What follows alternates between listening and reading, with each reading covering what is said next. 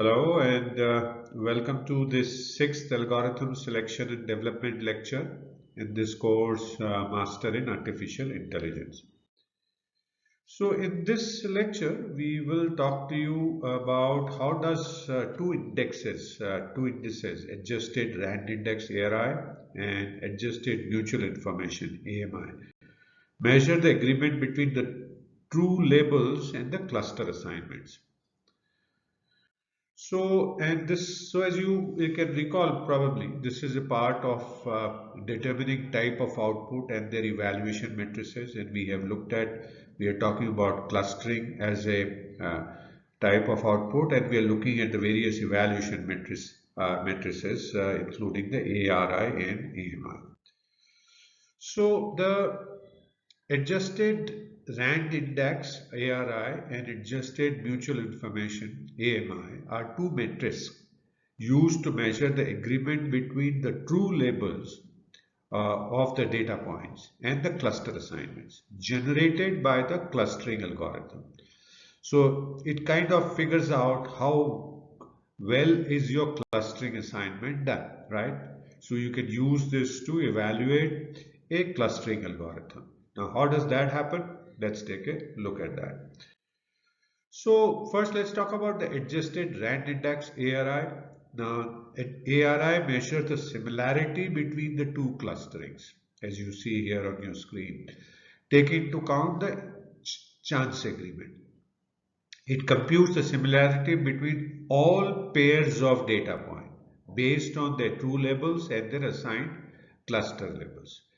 ARI considers all possible pairs of data point and calculates the fraction of pairs that are either in the same cluster or different cluster in both true and predicted clustering relative to the chance, right? And the ARI score ranges from -1 to 1, where ARI equal to 1 indicates perfect agreement between the true labels and the cluster assignments. ARI, when it is 0, indicates clustering assignments are similar to random chance, it's left to chance. And ARI less than 0 or negative indicates the clustering assignments are worse than random here, right? So here in the example of clustering on data set with k-means, there are two softwares that have been evaluated, k-means and mean shift on the right hand side, and adjusted rand index for these two clustering is 0.94, indicating that these is very similar.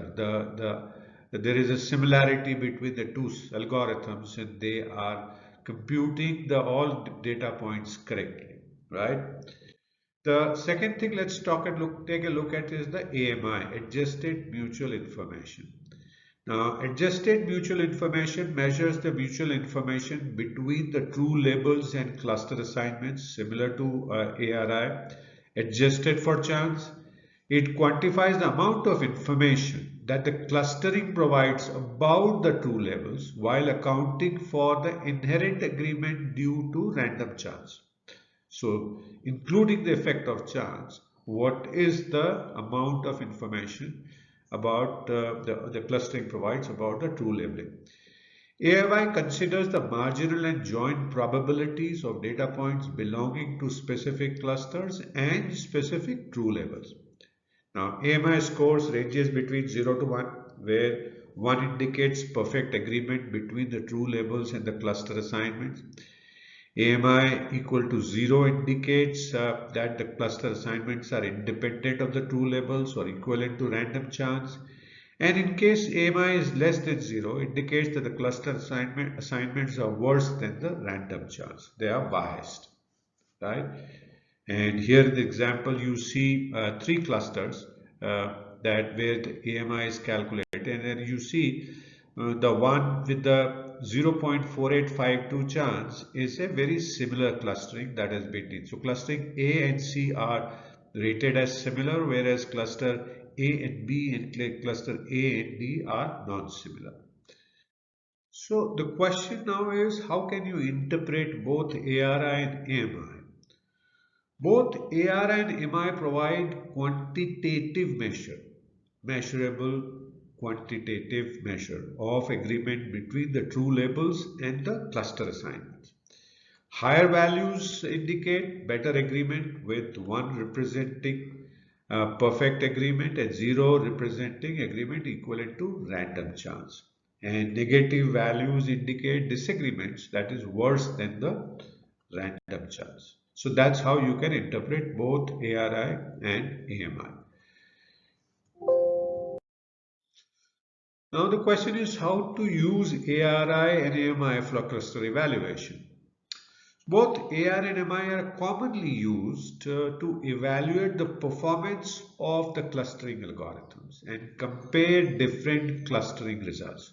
So they are used for evaluating the performance of the clustering algorithms, and they provide insights into the quality of clusters produced by the algorithms and help assess the effectiveness of the clustering process. So they are good measures for evaluating different clustering algorithms and cluster formation.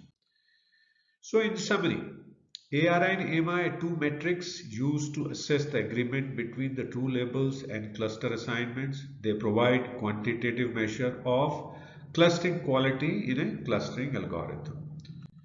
Now, what are the other types of output? In addition to classification, regression, and clustering, there are other types of output such as sequence prediction, anomaly detection, and ranking.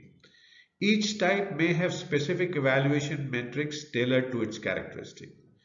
Now, being able to guess the next element of a sequence is an important question in many applications.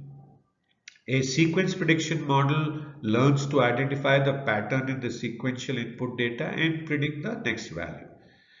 Anomaly detection is a process of finding patterns in the data that do not conform to the model of the normal behavior. Detecting such deviation from expected behavior in the data over time is very crucial for ensuring normal operations of the system.